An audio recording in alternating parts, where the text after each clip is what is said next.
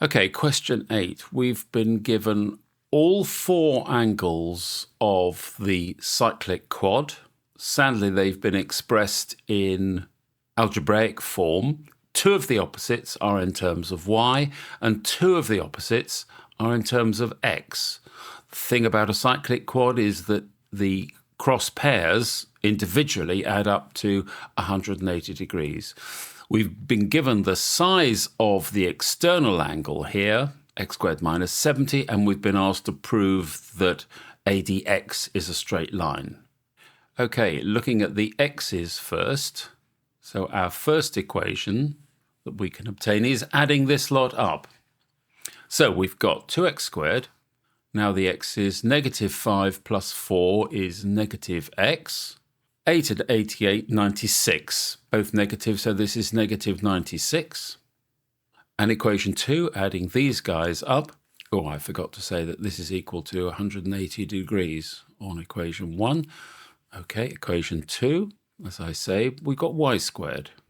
Positive 5y and negative 15y is negative 10y. Now the numbers, positive 90, take away 6 is 84. And that is also equal to 180 degrees. Okay, continuing on from equation 1, we get 2x squared minus x, bringing the 180 onto the other side, it becomes negative, so this becomes 276. And we need to factorize it, so I've made it equal to 0. It's a bit tricky. It does work out, but if you can't see it fairly quickly, then go to the quadratic formula. It does work out that 276 is in fact 23 and 12. So these become 23 and 12. Because we've got a difference of only 1, the 2 must go here. So this is 2x and this is x. This will give us 23, this will give us 24. So this has got to be the minus and this has got to be the plus. So therefore, out of this, we get x is equal to negative 23 over 2.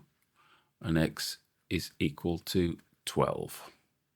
We can get rid of this solution because x must be positive. Okay, from equation 2, putting the 180 on the other side makes it negative, and we get y squared minus 10y minus 96. Again, set that equal to 0 and factorize. Slightly easier, in that 96 is equal to 6 times 16.